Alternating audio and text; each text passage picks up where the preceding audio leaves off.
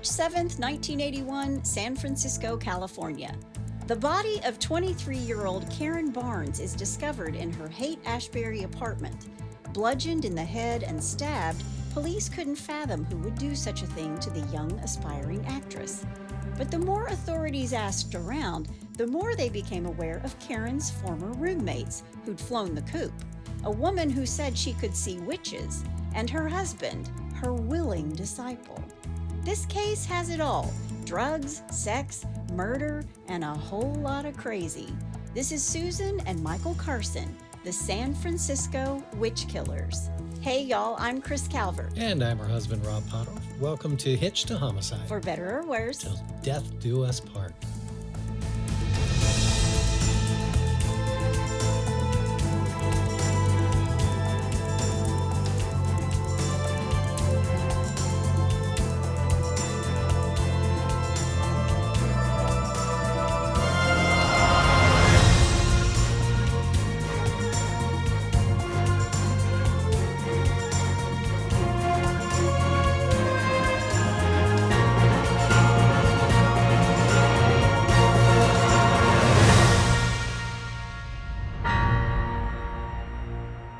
welcome back, everybody. Yes, welcome. And for our friends over, and never done this before, I can't believe it, in the UK. Okay. And this goes to a shout out to a good buddy of mine, Luke Johnson, who actually creates a lot of my software that I use here in the studio. Who you call UK Luke because we have a son named Luke, and he'll start talking about Luke, and I'm like, wait a minute, what? And I love both Lukes. They're both great guys. So anyway, welcome, mate. Welcome, mate. Welcome, mate. Because he uses mate for everything. He calls which I you love. mate? Yeah, he sure does. Love That's it. the same as saying dude, I think. Yeah, mate. Well, wherever you're listening, be sure to subscribe to Hitched to Homicide. Then like, rate, and review the podcast so others who like true crime can find us. And if you're watching us on YouTube, hit that subscribe button below. If you want true crime with us all the time, please join our closed Facebook group, The In-Laws and Outlaws. Go to Facebook, type in H2H In-Laws and Outlaws, answer a couple questions, and you're in. Please go join. We've got lots of new people in there. I post photos and other information in there as well. Great group of true crime folks. We love them. That's our family. Sure are. You can find us on Instagram at Hitched to Homicide or on X at H2H_podcast. And we have a Buy Me a Coffee link if you want to send Rob some coffee. Please he do. Drinks it every episode. Thank you to Tiffany Payne, who writes, "Hey, I love listening to your podcast cases. A lot of them I haven't heard. Well, catch up." Thank you for mentioning my late husband, Kyle Payne. It was 2 years he's been gone, July 6th. Oh. And then she said, please do Larissa Schuster. So she bought a coffee, thanked us. Thank you, Tiffany. And then gave us a case suggestion. She was just getting it all in one email. One-stop shopping. So thank you, Tiffany. Thank you, Tiffany.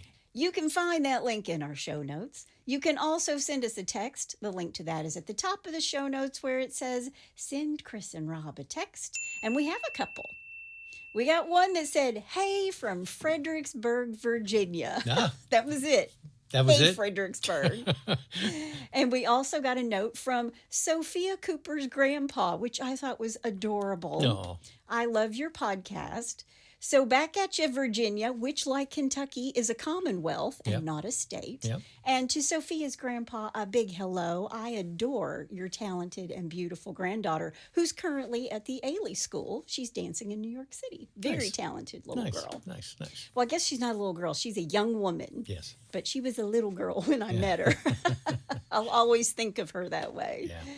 So this is a fascinating case, this one. I fell down the rabbit hole, couldn't get out. Before we get started, let me thank some sources. Medium.com, CBS News, Sonoma County District Attorney, Wikipedia, SF Gate, AP News, The New York Post, People Magazine, NBC7, San Diego, The series I Lived with a Killer, Find a Grave, the podcast Enter the Dark, and the book Witch Killers, the true story of Suzan and Michael Carson by Tammy Bennett. I will post a link to that book and all the other sources that I used because it was a big long list. I gave you the highlights, but I'll put them all in the show notes. There you go. All right, well, you ready? I am. Let's do it. Suzan Barnes was born on September 14th, 1941 in Arizona. She said her earliest memories were of World War II. But while the world was at war, her family sort of lived in comfort because her dad was a newspaper executive. Huh. And in fact, all this war coverage sold tons of paper, and that only made more money for Suzan's dad. So Sure. It was good for Suzan's father and for their family. He's making lots and lots of money. But from the outside, the Barnes family was the all-American dream, and Suzan spent her childhood lounging at the country club by the swimming pool, soaking up the Arizona sun. Nice. I kind of spent my childhood lounging by the country club swimming pool as well, soaking up the Kentucky sun. But behind closed doors, her life wasn't as perfect as it seemed because despite her charmed upbringing, Suzan was silently battling mental illness. Now, from a young age, Suzan claimed she could hear voices and see visions, and she insisted these were psychic powers that gave her glimpses into the past and the future. And to her, the world shimmered with after images only she could see and echoed with voices nobody else could hear, just her. Well, that pretty much tells me there was nothing wrong with her. Wow. So right out of the gate, Yeah. this so-called second sight made her feel different from other children. Yeah. Mm-hmm. But she really believed that it made her special. Well, all children are special, Suzan, not just you. But to everybody else, Suzan just seemed odd. Her classmates really didn't understand her strange behavior, and the adults who were around her sort of just like dismissed everything as nonsense. But she felt really alienated at school. She withdrew. She began to struggle socially and academically. And things at this time weren't much better at home because despite her family's wealth and privilege, Suzan felt really detached from them, like she didn't belong in their world, like she didn't belong in this world. As she grew older into her teenage years, she tried her best to mold herself to fit her family's bougie lifestyle, but deep down, she knew she was different. She played tennis, she dressed to the nines, she mingled with the other wealthy kids, and Suzan worked hard to be the ideal, perfect debutante in the 1950s.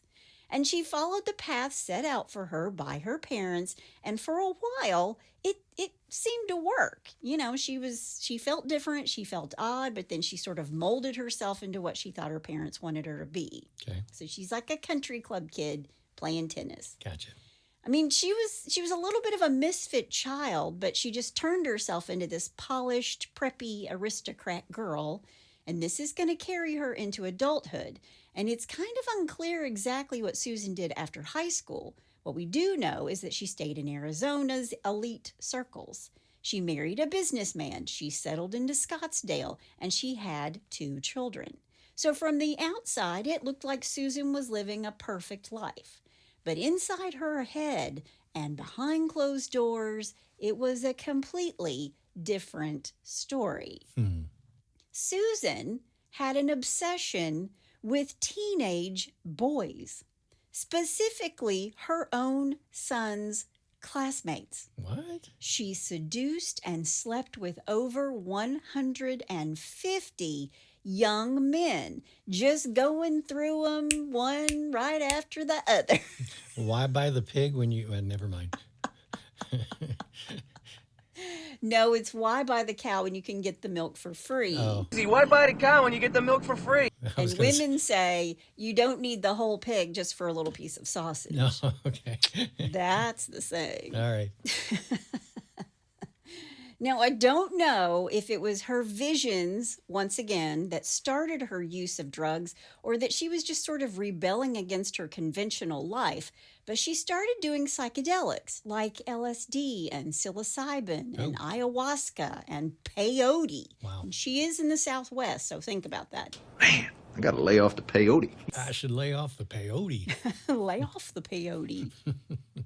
The first time Suzan took LSD, it sparked something that would alter the course of many lives forever. Witnesses later recalled her waking up the next morning, claiming, quote, "the entire house is painted with triangles," end quote. Whoa. So she's mentally ill, but nobody's really addressed it, and now she's taking psychedelics. This is not a good recipe. What could possibly go wrong? A lot is Okay. going to go wrong. All right.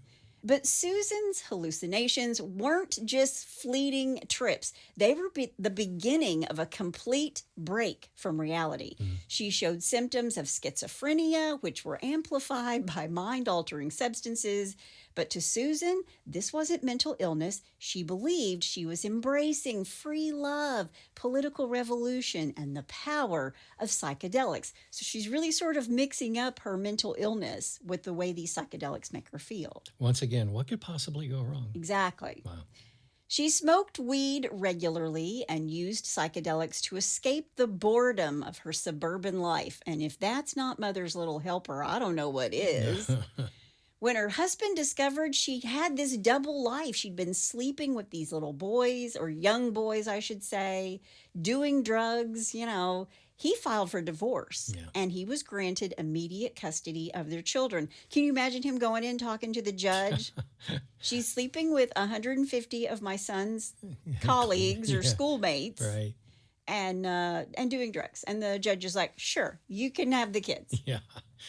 Here, let me think about this. Yeah. It's all yours. And Suzan didn't fight it. She was fine to walk away and leave that chapter behind her, which to me is like a mother who leaves her kids.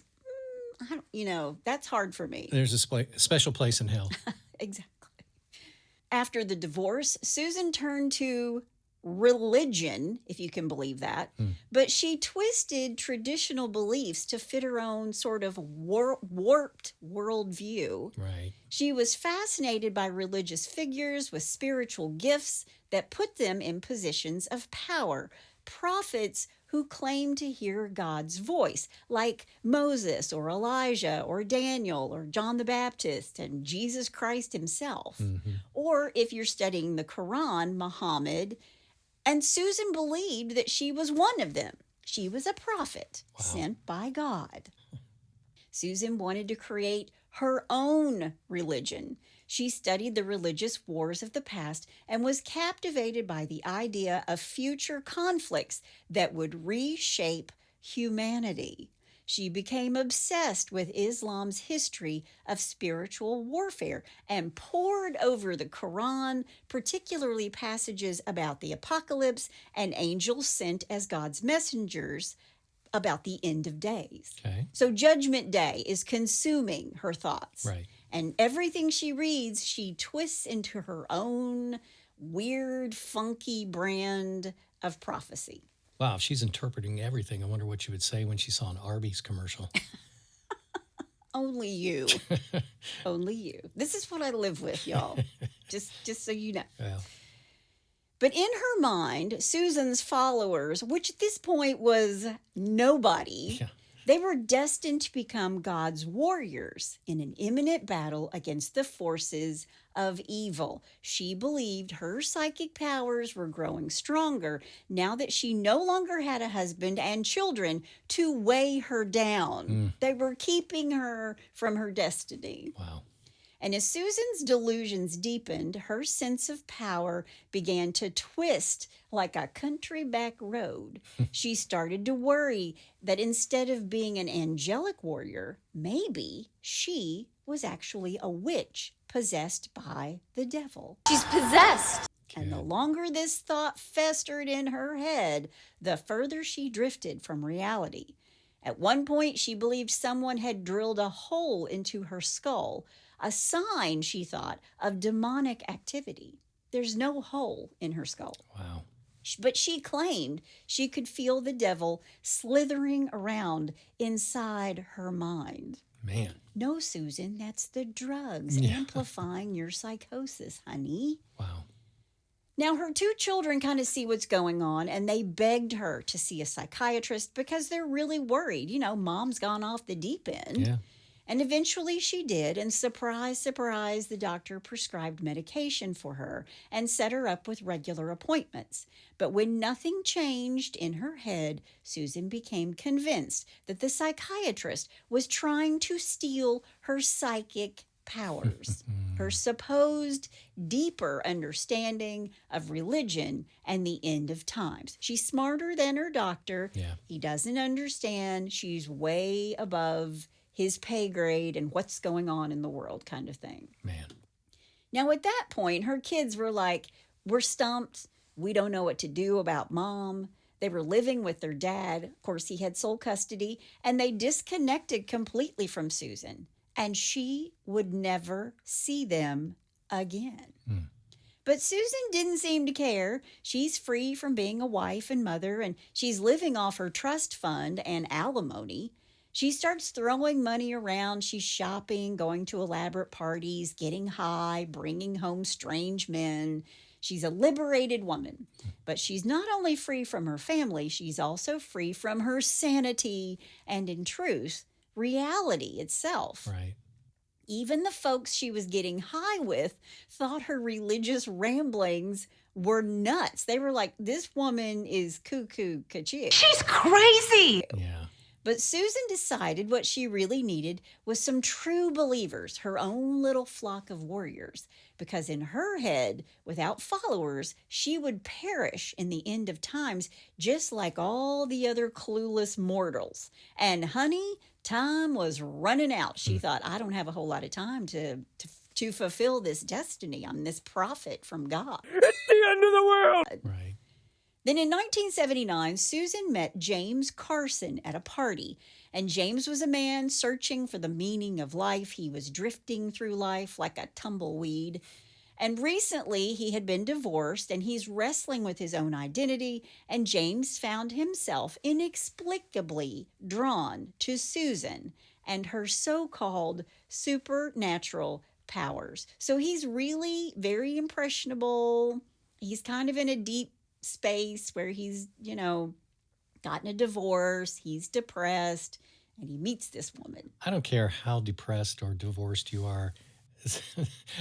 If you ran into somebody like that, I think your first impulse would be like, run away, run away. Run away! Yeah, I mean, even if the people she's doing drugs with think that she's off the rails, I mean, that has to tell you something, right? Big time. The very first time they met, Susan looked him dead in the eye and told him she was changing his name. From that moment on, he'd be known as Michael, and she claimed they'd been lovers in a past life, that she could see the future, and together they had a divine mission straight from God himself. Wow. We're on a mission from God. Yeah. We're on a mission from God. I got a pack of cigarettes. We got a full tank of gas, half a pack of cigarettes. It's dark, and we're wearing sunglasses. Sunglasses and a full tank of gas. It's like the Blues Brothers. Michael, formerly James, was born in 1950 and grew up in a privileged home in Tulsa, Oklahoma, a lot like Susan did in Arizona. He's 9 years younger than she is, which isn't much considering she was sleeping with teenage boys, right? I was about ready to bring that up. James, who I will now call Michael, always felt connected to nature, something he credited to the Native Americans he'd encountered growing up. And his dad was an oil executive, but he came from a long line of sheriffs and gunslingers in the old wild, wild West. Really? Yeah. Wow. And his family didn't mind shooting a man or two if it was deemed necessary. That's called foreshadowing. Yep. When Michael was a kid, he got dealt kind of a rough hand. He was diagnosed with Perthes disease, a rare condition that softened the joints in his pelvis. And little Michael walked with a limp, bless his heart. And then doctors told him he couldn't walk at all. They wanted his hip to heal, so they put him on strict bed rest as a kid. And suddenly the outdoors, where he always loved to be and he found peace in his life, it's off limits.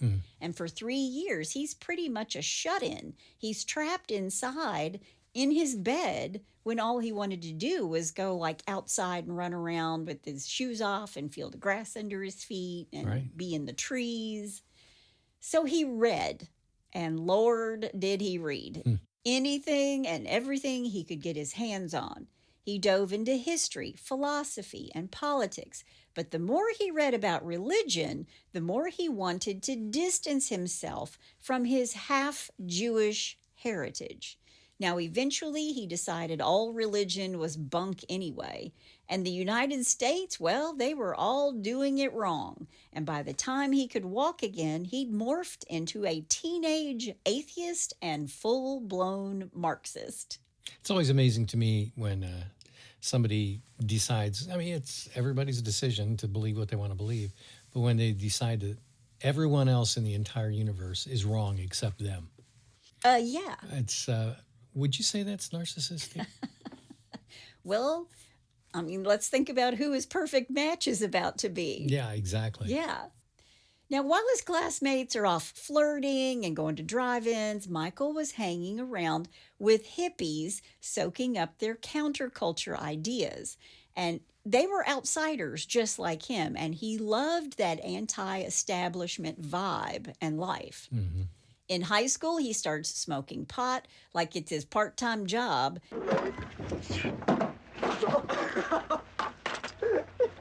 And even founded a chapter of the Students for a Democratic Society. By graduation, while other kids were picking out colleges, Michael was out marching in the streets, protesting anything and everything. By 1968, Michael had packed up his troubles and left home, landing smack dab in San Francisco, where he joined the Flower Power protests against the Vietnam War. Up there in Haight-Ashbury. Yes. Yep. Now, eventually, he enrolled at the University of Iowa. He majored in Chinese philosophy while dabbling in history and religion. And let me tell you, he was loud and proud about his opinions in class. And the professors were like, I need an Advil after this kid. Like every single class. He was very outspoken and he wouldn't shut up. You need to shut your mouth. Shut up. He campaigned hard for Bobby Kennedy's presidential run, putting his whole heart into it. So when Bobby was assassinated by Sirhan Sirhan on June 5th, 1968, Michael was devastated, and the world around him felt darker than ever. Like he thinks everything in the world is bad and everybody's doing it wrong, and so he puts everything into this presidential run for Bobby, and then he's assassinated. Right. He's very dejected, and he turned to stronger drugs, not just weed, but psychedelics like mescaline. And on one trip, he swore the sky and buildings were pulsing around him like they had a heartbeat of their own. Well, I bet. Yeah. But one day while he's on a trip, he stumbles into a church and had what he called a religious experience. Yeah, there you go. This man is having a religious experience. That spiritual awakening flipped his worldview on its head, and Michael was no longer an atheist. He was ready to march down the road to salvation. So it just took one psychedelic trip, stumbling into a church, and suddenly he's like, wait a minute. A little mescaline, a little church pew. Yeah, maybe this is what I need to be doing. You're good to go.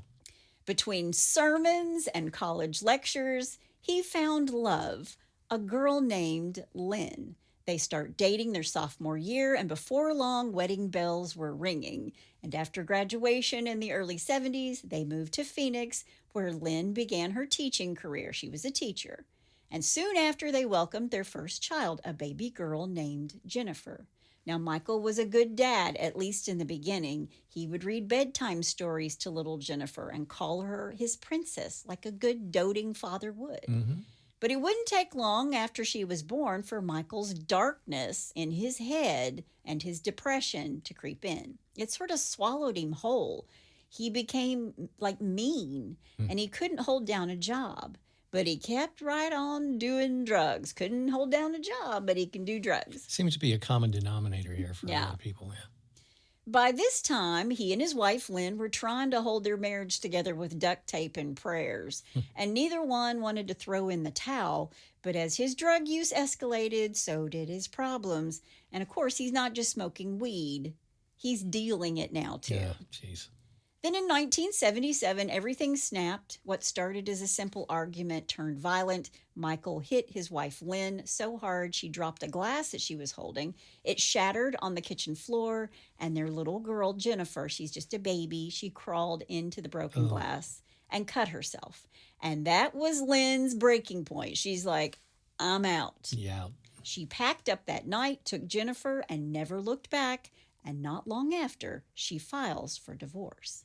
Now, Michael sinks into a deeper depression. He felt worthless, unfulfilled. He was drifting through life with no anchor. He partied too hard, took too many drugs. And at just 26 years old, he's running on empty. Then on Thanksgiving night in 1977, he met 36-year-old Suzan Barnes at a party. Suzan was high as a kite on acid, and when she laid eyes on him, her whole body lit up with tingles. She felt like the universe had handpicked him just for her. Of course she felt that way. She changed his name to Michael after the archangel himself, and of course, with both of them high as Georgia pines, they fell instantly in love. Of course they did. Suzan wanted him to come home with her that very night. She told him she'd been wandering the astral plane for thousands of years, just waiting for his soul to find hers. Oh, dream weaver. I was just about to say, honey, I didn't wait all that long for your soul to find mine. But that was, that's pretty romantic. She's been waiting thousands of years. On the astral plane. On the astral plane. Wow. From then on, I wonder if that's anything like the DMV. That's a really long wait. From then on, Suzan and Michael spent every night together tripping on drugs while Suzan claimed she was receiving divine messages. But here's the kicker. Suzan thought Christians were a bunch of hypocrites who followed an untrustworthy doctrine. She told Michael that the real God who brought them together was Allah. And now, in her mind, she finally had a warrior. Remember, she had this new religion. She just needed a warrior. Yeah. And I looked it up, and Archangel Michael, who she named him after, is mentioned in the Quran. Quote, whoever is an enemy to Allah and his angels and his messengers, and Jibril, which is Gabriel, and Mikael, which is Michael, then verily Allah is an enemy to the disbelievers, end quote.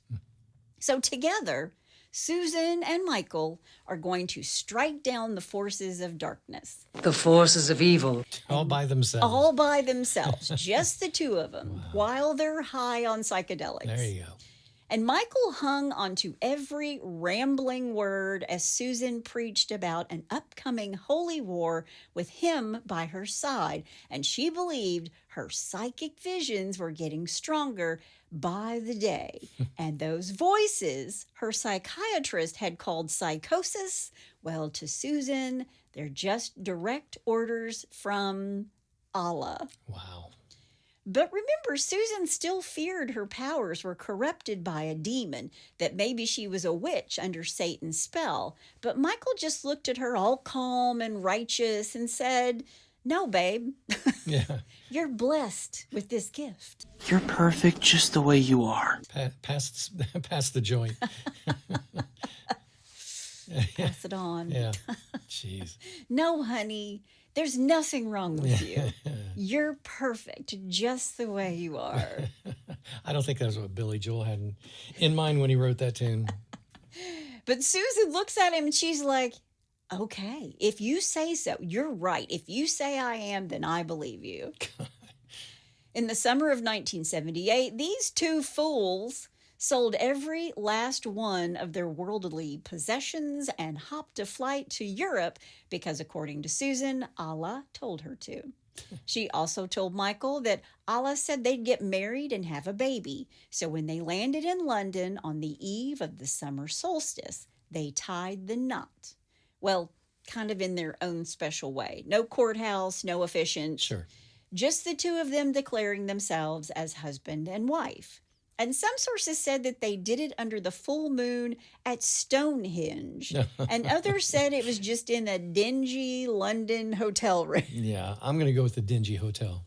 Either way, they believed they were married, and to make it official in their minds, they changed their last name to Bear. Okay. Because Michael loved bears as a kid. Bless his heart. Good thing he didn't like snails. Jeez. And wouldn't you know, Susan turns up pregnant.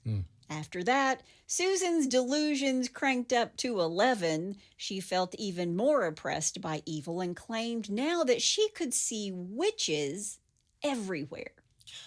Anybody who crossed her or even mildly annoyed her, they're a witch. That's weird, man. That's weird.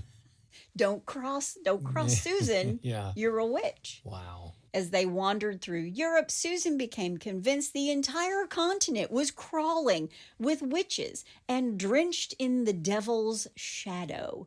But their grand trip took a dark turn in Israel when Susan miscarried the child she believed Allah had sent her. And of course, they needed somebody to blame. Right. According to Susan, it wasn't the drugs that she was taking that caused her to miscarry. It was the witches, and they were gonna pay for it. It was God's will.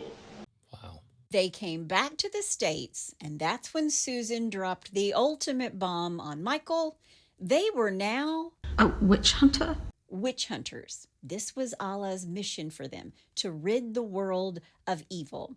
Wow. They needed to evangelize, recruit warriors, and prepare for the coming holy war, because those witches, they would fight back. So off they went, up the California coast, selling drugs, couch surfing, and preaching their witch-hunting gospel to anybody who would listen. Jeez. By 1980, they'd landed in San Francisco, setting up camp in Haight-Ashbury. Susan took Michael to a party one night hosted by somebody she barely knew. And the moment they walked in, Susan said she was overwhelmed with nausea and fear because there were too many witches in one place. Wow. But then she saw her, a young woman in a black dress with an orange mohawk, 22-year-old Keryn Denise Barnes. She was born on February 13th, 1953 in Georgia. Keryn was a pretty farm girl with a soft Southern accent and a gentle spirit. She'd moved to San Francisco to chase her dream of becoming an actress. People described her as delightful, beautiful, and trusting to a fault. At the party that night, Susan told Keryn all about her psychic gifts, and Keryn shared that she was clairvoyant. And Michael liked Keryn right away. He wanted to get to know her better. I do mean in the biblical sense. If you know what I mean. Young Keryn was always open to new experiences and asked Susan and Michael if they wanted to move in with her soon after they all meet. And Susan and Michael packed up and moved into Keryn's basement apartment at 825A Schrader Street, just 2 blocks south of Haight Street. And funny thing, when Keryn moved in that January of 1981, she told her landlord it was against her religion to touch money. So the welfare department had to handle her rent. And The whole not touching money thing is more like it's more like a Buddhist thing where they detach from material possessions and dependence on money. I didn't know that. But I don't know if she was a Buddhist or not, but she didn't touch money. The welfare department paid her rent. Okay. Anyway, Keryn has these two new roommates, and living together, Suzan wasted no time teaching Keryn about Islam, or rather, Suzan's twisted witch hunting version of it. And for a while, things were peaceful. Keryn was intrigued by Suzan and Michael's mission to rid San Francisco of witches. But it didn't last. The longer they lived together, the more Suzan resented Keryn for being young and beautiful. November 1980 rolls around, and Ronald Reagan is elected president. And Suzan and Michael claim they felt a great evil settle over America. Jeez. But Keryn was her own woman with her own ideas. And honey, Suzan did not like that one little bit. Add to it that Keryn carried herself with confidence and sometimes a little smug tilt of her chin, and it rubbed Suzan's last nerve raw. So she's not just like falling in line to be Suzan's soldier, and Suzan doesn't like that. Right. But that's not the only thing getting under Suzan's skin. She saw how Keryn and Michael got along so well. And how Michael was really kind of flirting with Keryn all the time. And now, in Suzan's twisted version of Islam, Michael was allowed to take more than one wife, and she's supposed to support that. But let's be real, Suzan was not about to let that happen. Yeah. Michael was her soulmate, her guardian angel, her chosen one, and Keryn needed to stay in her own clairvoyant lane. So naturally, in Suzan's warped mind, Keryn became A witch. a witch. Yeah. And not just any witch. No, ma'am. Keryn was suddenly the most powerful witch in all of San Francisco. The grand poobah of witches. Suzan claimed that ever since they moved in with Keryn, her powers and her body had felt weaker. And the only explanation was there was a witch draining her strength. And Keryn had to die, and Michael had to be the one to do it. Jeez. So in March, right after Keryn turned 23, Suzan and Michael cornered her and told her flat out, there's a witch in this house. And Keryn just kind of looked at him and said, Well, it's not me. well, it's not me. Yeah. They start arguing, and Suzan loses it. She screams at Michael, quote, kill the witch, end quote. Jeez. So he grabbed a frying pan and smashed Keryn over the head. Ouch. Yeah. Then Suzan lunged forward with a knife, stabbing Keryn over and over, while Michael kept swinging this frying pan. I do want to say there was another source that said they just killed her in her sleep, that it wasn't after an argument. Regardless, with every stab, Suzan swore she could feel her power coming back to her. When it was finally over, Michael looked down and thought, oh, Lord, what have I done? Yeah. But Suzan was quick to reassure him. She told him they had fulfilled a prophecy by killing San Francisco's most powerful witch. But reality starts to creep in, and they grabbed their things and got the heck fire out of there, hitchhiking north. Suzan believed Allah had so much more work for them to do, so many witches left to kill.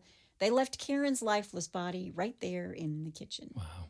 Keryn's body will be discovered in her apartment on March 7th, 1981. Evidence suggested that she'd been murdered by someone she knew, and Suzan and Michael were prime suspects. After killing Keryn, these two hitchhiked all the way up to Southern Oregon. They didn't have a dime to their names, but drugs? Yeah, they had plenty of those. Nobody was going to hire them, so they started living off the land, hiding out in the woods like unhinged outlaws until they stumbled upon an abandoned cabin. I mean, it sounds like a movie. Yeah. They settle in, they start doing drugs and loving each other in that warped, apocalyptic way only they understood. Right. But Michael's guilty conscience started gnawing at him. Was killing witches really worth spending the rest of his life in prison if they're caught? Yeah. But Susan wasn't worried. She told him, quote, Allah will protect us, baby.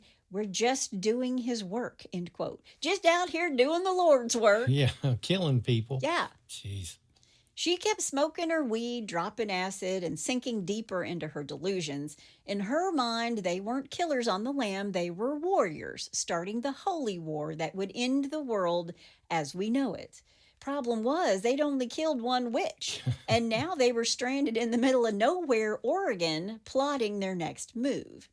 But now it wasn't only Susan who could spot witches. Oh no, Michael thought he could see them too. He'd been reading the book of Revelation and decided that the master of all witches was Satan himself, whose number was 666. Now, remember, after Reagan was elected, they felt this great evil overcome America. And they think Ronald Reagan is Satan himself. Oh, jeez. He's the devil. So somehow in Michael's scrambled up brain, 666 meant President Reagan was the devil walking among us. And naturally, Michael decided it was his destiny to rid the world of the President of the United States. Oh, man. And Susan, she was like, sure, I can get behind that. Let's do it. The problem was, in March of 1981, John Hinckley Jr. tried to assassinate Reagan and failed. And Michael thought, well, damn, now I can't do it. I'm just going to be a copycat. Somebody stole my thunder. Meanwhile, Susan had other things on her mind, like food.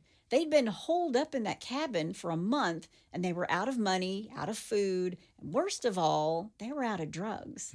So Michael decided he needed to go to Los Angeles to stock up on supplies that would get them through the coming apocalypse.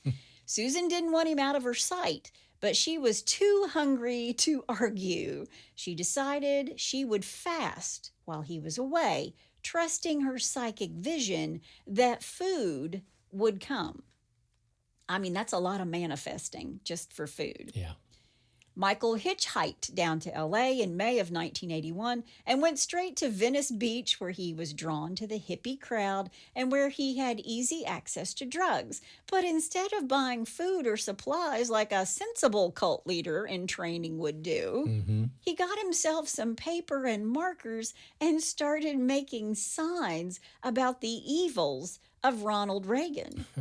Then he took to spray painting bathroom walls up and down Venice Beach with his anti-Reagan rants. And in the middle of his graffiti spree, Michael has an epiphany. His true calling was to make the world see the truth. And days later, while he was still on his manic mission, he suddenly remembered, oh yeah, Susan's back at the cabin starving to death. I forgot about her. He panics and he starts hitchhiking north, dumpster diving along the way for scraps of food to bring back to her. Jeez. By the way, they are vegan, so he can't just bring any old thing back to her. When he finally got there, Susan was so malnourished, she was in a full-blown delusional state, screaming at demons only she could see. She believed Satan himself had come to possess her. But after Michael fed her some dumpster leftovers, she calmed down a little bit. So maybe she was just hangry. Yeah, yeah. I don't ever get hangry, do I, honey? Uh-oh, someone is hangry. Never. Never. Kris is grumpy. I just need to feed her. Just put a cookie in her mouth and she's going to be okay. Exactly. Blood sugar's low. Just There give you her a go. cookie. Yep. And once she was lucid enough, he told her all about his grand vision, his calling to warn the world about Reagan and to evangelize Islam across LA and beyond. He was going to write and distribute Manifesto. a manifesto. I mean, Wow. who reads these manifestos? Doesn't it always seem like somebody who's like holed up in a cabin somewhere in the middle of nowhere is writing a manifesto? The only time a manifesto is read is after the criminal is captured or killed, and then they read it on the news. That's about it. Yep, they release it and everybody's like, Yeah. he's one brick shy of a load. Yeah, exactly. Yeah. Well, Michael's a couple bricks shy of a load. Yeah. In the summer of 1981, Suzan and Michael got what they called a, quote, sign from God, end quote, or maybe it was just the park ranger telling them to get the hell out. Either way, they packed up their ragged belongings and hit the road, planning to hitchhike to the southwest. But first, since they were running low on weed, they swung through Northern California to beg their old grower friends for a stash, promising to pay them back. Spoiler alert, they never do. You think? For the last 4 months of 1981, they drifted through Arizona, New Mexico, and Colorado, selling weed to keep themselves fed, while Michael worked feverishly on his so-called manifesto. Now, this masterpiece was a mishmash of what little he knew about religion, sprinkled with a whole lot of Suzan's crazy. It included descriptions of Suzan's visions, step-by-step instructions on how to kill witches, and a hefty dose of world order nonsense about how Satan controlled religion and the government. Is this manifesto still available to read? It might be. I would love to read this thing. Michael wrote that the only way to change the world was through a holy war and the apocalypse, specifically a nuclear holocaust. Oh. It's real uplifting stuff. Jeez. So Disney didn't pick up the option. No, Disney does not want to make this a movie. All right. But there's more. The manifesto also included a list of assassination targets they believed would trigger this massive world war. And among them were Margaret Thatcher, Pope John Paul II, Johnny Carson, What? and Ronald Reagan. Not Johnny Carson. Come on, man. Yeah, they figured knocking off the Tonight Show host was just as critical as taking out the president or the Pope. Oh, man. Go figure. I guess. Yeah, they didn't want him doing Karnak. Ed McMahon and Sanford and Son. Karnak, exactly. I couldn't remember it off the top of my head. That's why I need you around, honey. So I remember all the old shows. Yes. But they believed these people were fighting against their divine agenda, and without them in the way, they'd be free to spread their twisted doctrine across the world. By early 1982, the manifesto was finished, right about the time they ran out of money. Yeah. Again. So off they go, heading back to California with their copies of their manifesto tucked into their bags. They're looking for followers and, of course, a new hustle to keep the drugs flowing. Mm-hmm. And while hitchhiking, they got picked up by a driver who offered them a place to stay on his property. In exchange, they handed over some of their weed. It was a makeshift commune deep in the Big Sur woods. It's full of tents and tree houses where these people were living off-grid. And Suzan and Michael thought they'd hit the jackpot. Yeah. They even thought they'd found a new recruit, a fresh disciple for their holy war. Now, the name of this person I couldn't find. It's never been disclosed. But as always, it didn't last long, and Suzan, being Suzan, couldn't get along with him for more than a hot second before deciding he was... a witch. A witch.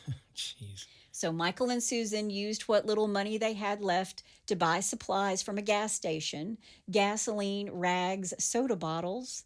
Back in some grimy motel room, they sit in the floor and make Molotov cocktails, and they're prepping themselves to burn the witches out. Wow. They head back into the woods and into this tent city, and Michael starts walking around setting fire to whatever he could find. Wow. But while creeping through the tents, he stumbled onto one that was empty. But inside this empty tent was a .38 caliber pistol. And like any good cult killer in training, he pockets it without a second thought. Right. So they burned down this tent town, but they didn't hurt anybody, only destroyed what structures were there. Where was everyone? They weren't in the tents. Huh. They weren't there. Strange. Or they ran from Yeah. the fire, Yeah. is my thought. Michael and Suzan kept hitchhiking and wandering their way through California until they landed in Humboldt County in the spring of 1982. Now, Humboldt County goes by many names. It's known as part of the Emerald Triangle alongside Mendocino and Trinity counties. It's also the home to the Redwoods, boasting the largest remaining old-growth coastal redwood forests in the world, including Redwood National and State Parks. I've been there, and it's truly amazing. It is on my bucket list, and Rob and I have actually talked about taking a little vacay Yep. so I can go see them. Yeah, I'd love to see it again. But for our purposes today, we're going to call Humboldt County what the locals call it, Murder Mountain. And Murder Mountain has earned its name thanks to all the disappearances, murders, and drug cartel activity over the years. It's crawling with illegal marijuana growers. If you want to watch folks vanish into thin air, the 2018 Netflix documentary Murder Mountain will paint that picture beautifully for you. So go watch it. I'm not so sure I want to go back out there again. Humboldt is full of hippies, survivalists, pot growers, and folks who just don't want to be found. And it's a place filled with outlaw culture and entire pot empires that are hidden underneath the canopy of all these trees. And it's also a graveyard of missing person cases. Wow. Nobody bothers to count the missing persons or the bodies anymore. Gee. So for Michael and Susan, it's the perfect home sweet home. Yeah. Home, sweet home. Oh, man. They managed to find work and a place to stay on a cannabis farm, but they weren't the only ones living there, and these two had about as much charm as a rattlesnake at a picnic. And the work was hard, and the days were hot, and they are newbies, and most of these seasoned workers thought Michael and Susan were crazy. And that's saying something in a place like Humboldt, right? Yeah. Susan didn't like anything anybody did, and folks mostly tolerated them until 26-year-old Clark Stevens showed up. That's when things went from hell to hell in a handbasket. Clark Randall Stevens was born on July 29th, 1955 in Riverside County, California. There's not a lot known about him before he becomes a part of our story, but by the time he's 20, he's working as a laborer on a marijuana farm in the Alder Point area of Humboldt County. And Clark was a friend and a recent business partner of the farm's owner. So he's not a newbie, and Right. he's got a little bit of cred, right? Sure, sure. Yeah. And Susan and Michael are sort of newbies. Right. Now, when Clark arrived, he ruffled feathers from the moment he set foot on the property, and Michael and Susan took one look at him and sized him up as arrogant. But more than that, he was from Los Angeles, and in their minds, L.A. was crawling with witches. To them, Clark was the evil of the modern world, walking around with his chest out and his hair slicked back, just like he owned the place. He had a lot of confidence. Right. And soon Michael and Susan were involved in screaming matches with Clark. But Clark wasn't about to back down. He pushed right back, matching their crazy blow for blow. He was like, "You want crazy? I'll give you crazy." Yeah. I've seen The Exorcist about 167 times, and it keeps getting funnier every single time. I'll see you're crazy and raise you one. One day, Clark insulted Susan while Michael was off working somewhere else on the mountain, and boy, did that light a fire under her. Yeah, I'll bet. She ran straight to Michael, huffing and puffing about Clark's behavior. She told Michael that by insulting her, Clark was spitting on Islam itself. She reminded Michael that Allah had given him a gun back in Big Sur Woods. Right. And she's like, "You got that gun for a reason, and that's this right here. This is it. This is the reason." Jeez. She told him it was his religious duty to defend her honor, to protect her, to rid the world of this witch.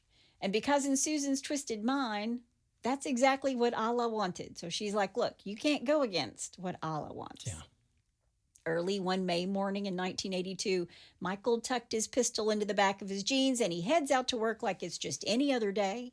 And later that morning, he and Susan bump into Clark out on the farm, and they tell him, "We need to have a chat." And they lead him to this secluded corner of the property, well out of earshot of the other workers, right? Yeah.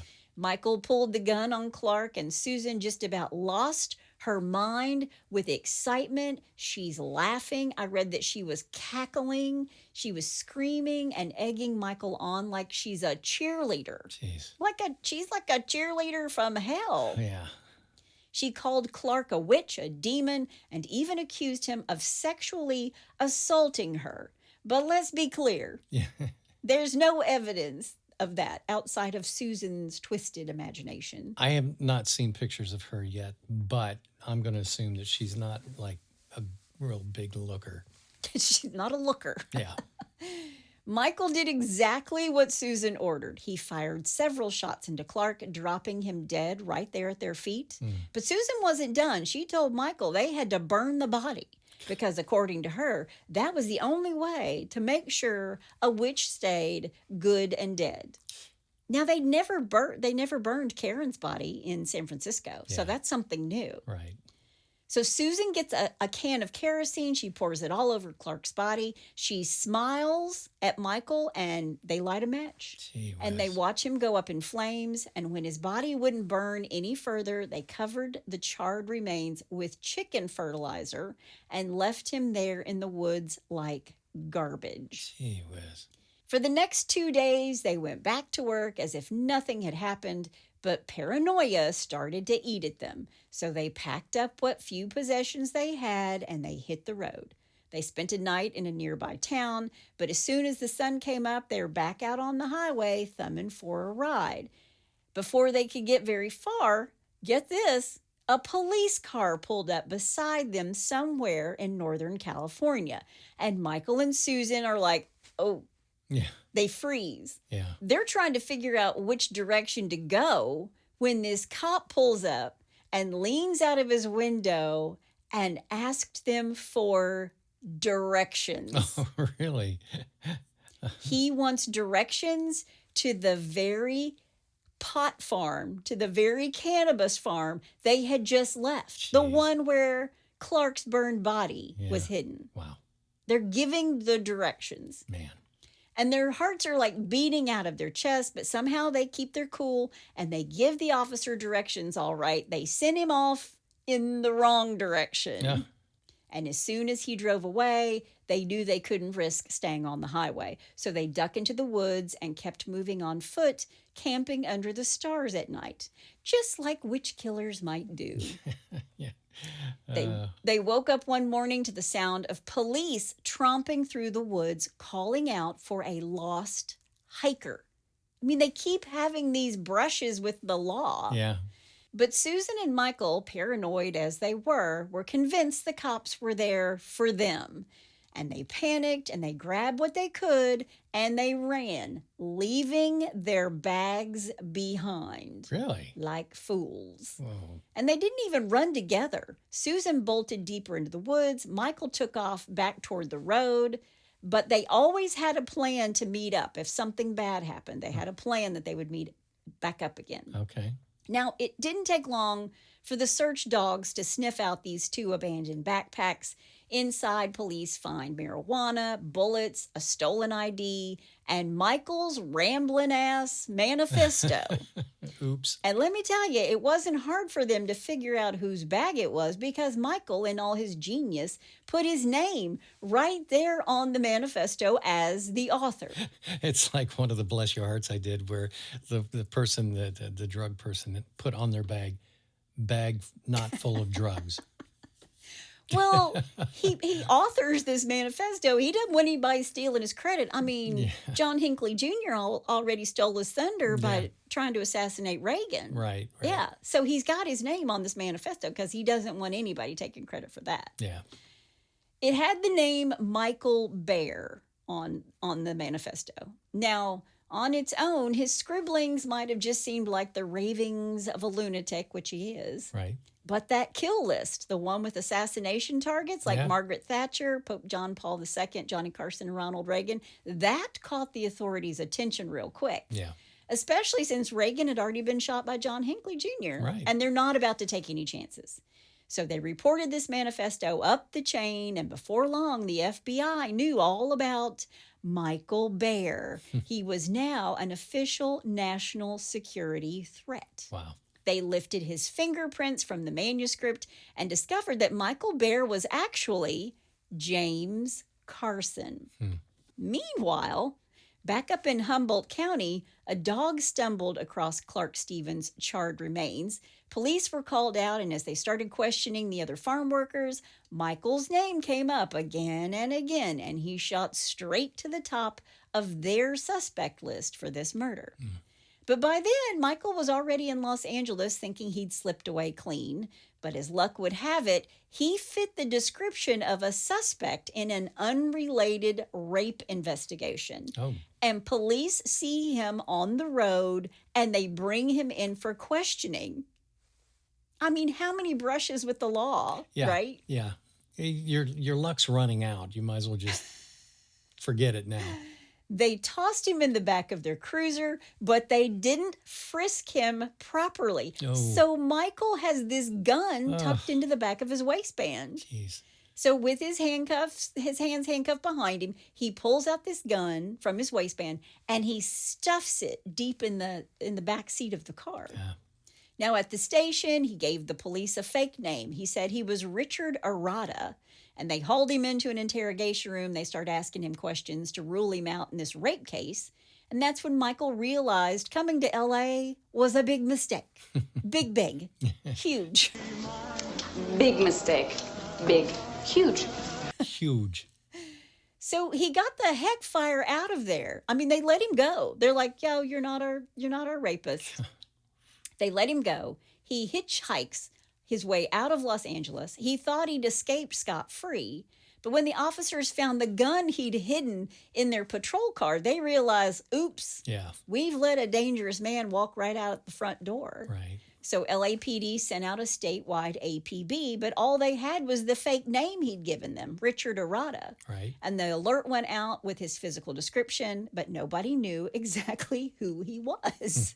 600 miles away, back in Humboldt County, detectives were working the Clark Stevens death. They interviewed workers, sifted through Clark's belongings, and started connecting the dots. And they're saying, who are Suzan and Michael Bear? Mm-hmm. And every time Michael had been stopped by police or interacted with authorities under a fake name, a record was created. Mugshots, fingerprints, address info, and piece by piece, LAPD untangled his web of aliases and finally pinned down his real identity. Carson is Bear. Right. So they're like, this dude, we've finally put it all together. It's ironic that they wanted to kill Johnny Carson. You're still stuck on that. I am. It really upsets me. They matched the ballistics from Clark Stevens' murder to the gun Michael had left so graciously in the back of that LAPD patrol car. And by the time those results came through, Michael was already on his way to meet back up with Suzan at their prearranged spot in Sonora, about 100 miles east of San Francisco.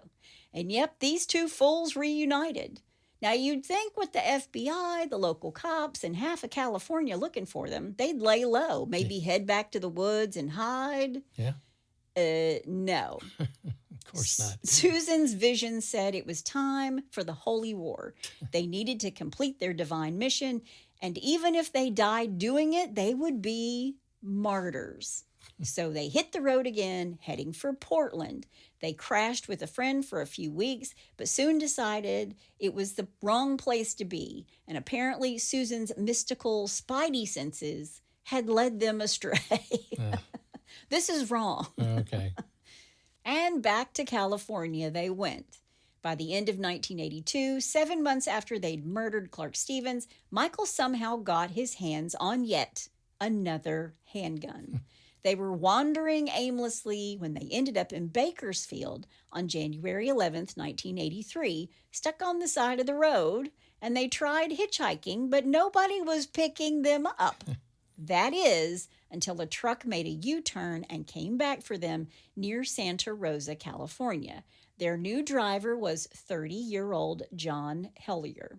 Jon Charles Hellyar was born on November 15th, 1952, to Glenn and Florence Hellyar in Chicopee, Hampton County, Massachusetts. Not a lot is known about Jon before this or how he made his way from Massachusetts to California, but lots of people came to California looking for freedom and peace, and Jon was known as a good-natured, kind, and helpful man who often picked up hitchhikers. So this isn't new for him. Okay. As they walked up to his truck, Suzan leaned in and whispered to Michael, "Witch." Quote, "He's a witch. We need to kill him." End quote. The driver, Jon, had been a decent human being. He told them he was heading to Santa Rosa and that they could crash at his friend's place when they got there. So they climbed into his truck. And during this drive, they argue with Jon over his music choices. My problem is your music sucks. Well, I'm sorry. If you're the driver, you get to pick the music. That's the rule, isn't it? My house, my rules. Isn't that the rule, that the driver gets to pick the music? Of course. I think so. Somebody's going to email me and tell me I'm wrong, but You're not wrong. but they're arguing over his choice of music. And when his leg accidentally brushed against Suzan's, they're in a truck, so they're in a cab. Right. She's in the middle. Right. His knee accidentally brushes against hers.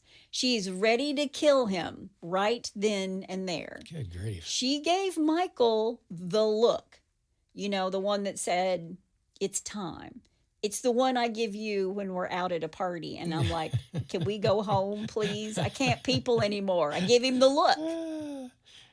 So she gives Michael this look. It's time.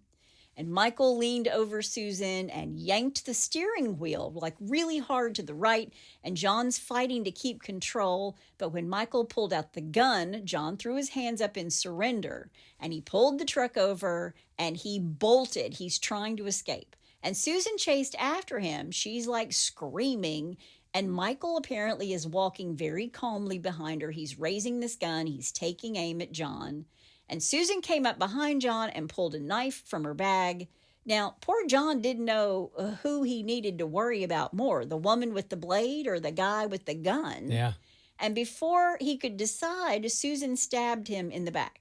Then she stepped away like she was clearing the way for Michael to shoot him, like Michael's big finale. Right. But Michael hesitates, and in that split second, Jon took off running back to his truck like he's going to hop in the cab and just drive away. Right. And he's trying to use this truck on the way as a shield against the gunfire.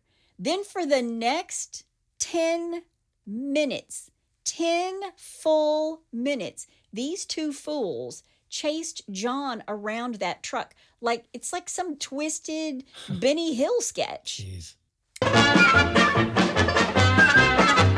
They're like the Keystone Cops. Yeah. Cars are whizzing by while all of this is happening. It's 10 minutes. And drivers are slowing down. They're rubbernecking like, what in the Mississippi hell is going on over there? Yeah.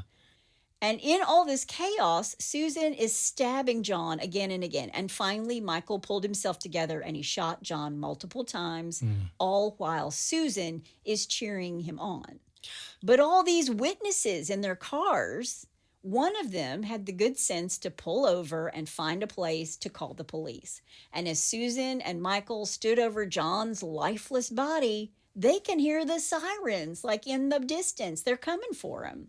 I'm telling you, it's like a movie. Good grief. So they're thinking fast. They drag Jon's body off the side of the road. Then they bolt back to the truck. Michael barely got his behind into the passenger seat before she peels out of there like a bat out of hell. Mm-hmm. And the cops spotted Jon Hellyar's body, and they're hot on the trail. And police radio across 2 counties, and it just lit up with the announcement that the killers were driving a stolen truck, and the chase was on with Suzan behind the wheel, and they're just barreling down highways and back roads, weaving through traffic like they thought they were in Smokey and the Bandit.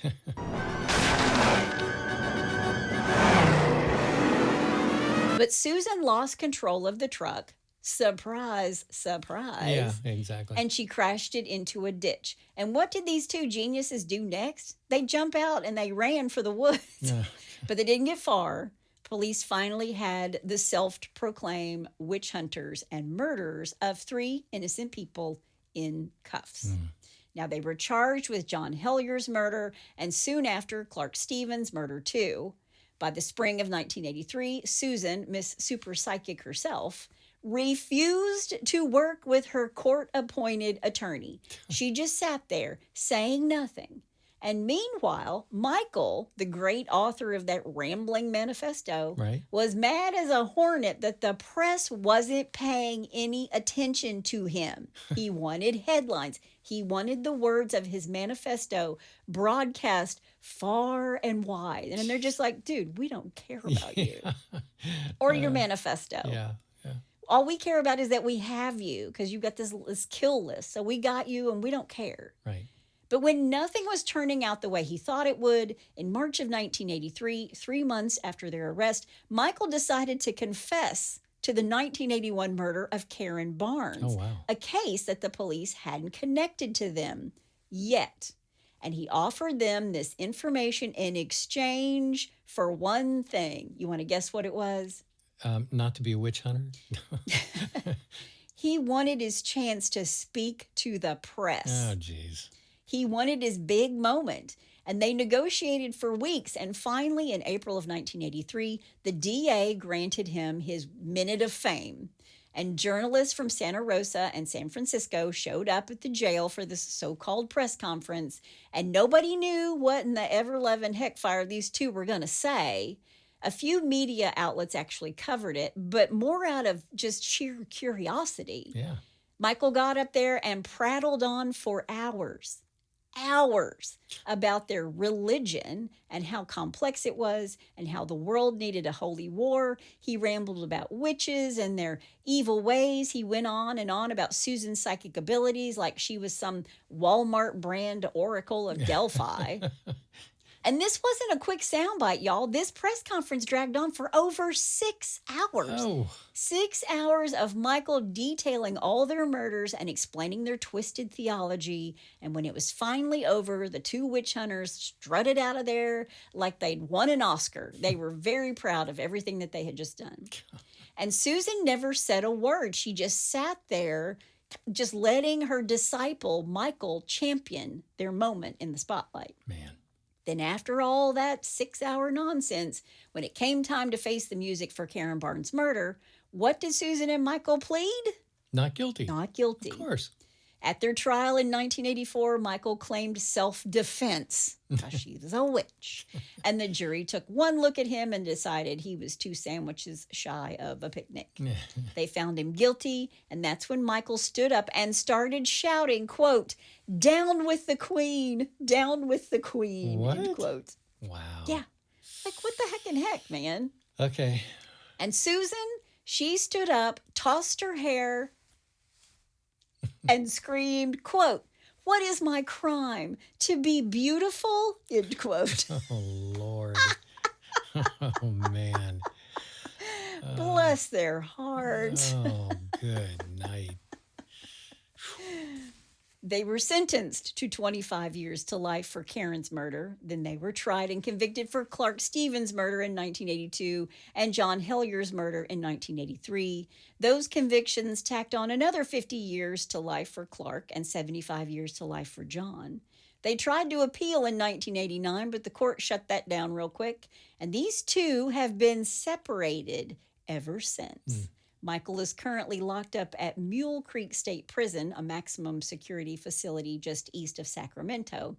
I wonder if he's working on a new manifesto while he's in there. Yeah. And Susan, she's at the Central California Women's Facility in Chowchilla. Lord only knows how many witches she thinks she's seeing walking around that prison every single day. Right. But 3 lives lost to one woman's crazy and a man's inability to think for himself. And it was all fueled by drugs. Yeah. So what's the moral of the story? Don't do drugs. Exactly. Don't do drugs, y'all. Especially when you're knucking futs. But that is the story of the witch hunters, Suzan Barnes Carson and James Michael Bear Carson. And that's all I have to say about that. I have a simple take on all of this. Okay. You know, what's really frightening is at any given time when you're out in public and you're around people, you never know which one of those people might be like totally bonkers. And looking at you and thinking you're the witch or a devil or Satan himself. I mean, you think about some of these, you know, the 3 people they killed, they had no idea. No. None whatsoever. No. I mean, think about it. Keryn was just like, out of the goodness of her heart, do you guys want to live with me? Yeah. And then, the last guy, Jon, was just that he picked up hitchhikers. These two need a ride. Yeah. And then they start bitching about his music. Jeez. I mean, come on. Woo. Come on. Scary. Mm-hmm. Well, let's get away from that insanity and go to another bit of insanity with Bless Your Heart. Well, bless your heart. All right, number one, I'm late for a very important date. I'm late. For a very important date. Yeah. No time to say hello, goodbye. I'm late. Yep. I can't believe I remembered that. I read a lot to the kids when they were little. Okay, number one. All right, his commitment to being on time for a job interview is admirable, but his execution, well, not so much. Okay. A state trooper in Cromwell, Connecticut, clocked a Mercedes doing 132 miles an hour. 132? On a local interstate, reports WFSB. The trooper turned on his lights and siren and started to pursue, but the driver failed to stop and accelerated away while making unsafe lane changes and weaving in and out of traffic. At 132 miles an hour. Yeah, that's according to state trooper news release. Okay. The trooper called off the chase in name of safety, but easily tracked down the vehicle's owner by phone. The owner, presumably a parent, explained that the 19-year-old Asmir Jijorgbla it has more consonants than vowels, so Asmir, okay. Yeah, I'm just going to call him Asmir. Asmir had the car at the time, per CBS News. Police say Jijorgbla himself then confessed and explained that he was late for a job interview. He faces a number of charges, including reckless driving and endangering police in a pursuit. No word on whether he got the job or will ever again get the car. Oh, my gosh. Okay. Yeah, okay. Sorry for the mispronunciation of the name. I actually thought I had it before I started this, and the minute I got to it again, I'm like, yeah, I have no chance. Poor Asmir. Yeah. I wonder if he got the job. I doubt it. Number two. Just a bit outside. You love that one. I do. A Little League manager in New Jersey stole $6,500 from the team's account. Oh, my gosh. So, an attempt to make it right, last week he robbed a bank to pay it all back. But the cops quickly figured out what he'd done and arrested him for both crimes. Wow. Can you imagine if that was your child's Little League coach? Gosh. What would you be thinking? You're like, oh my God, I left my child alone with him. Lord have mercy. All right, number three, and finally. There's no place like home. Okay. It might be one of the easiest police chases in the books. Police in West Jordan, Utah, say a motorcyclist took off during a routine traffic stop, and the officer involved stated that he was following him briefly before cutting off the chase. Okay. All right. The motorcyclist, identified as Brandon Briggs, 38, may have thought he'd gotten away scot-free, but not so.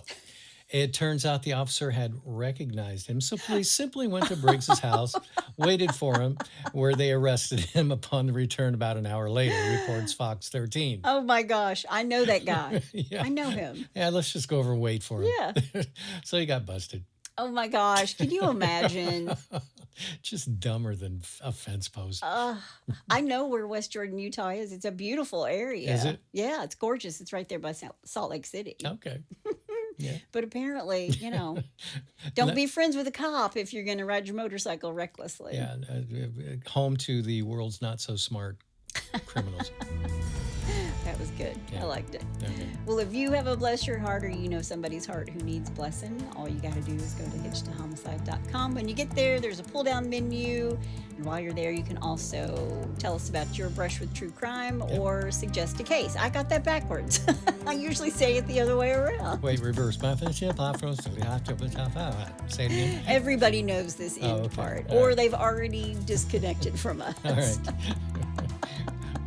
That's my amazing husband out there. And that's my beautiful bride in the booth. Join us next time on Hitched to Homicide. Bye, y'all.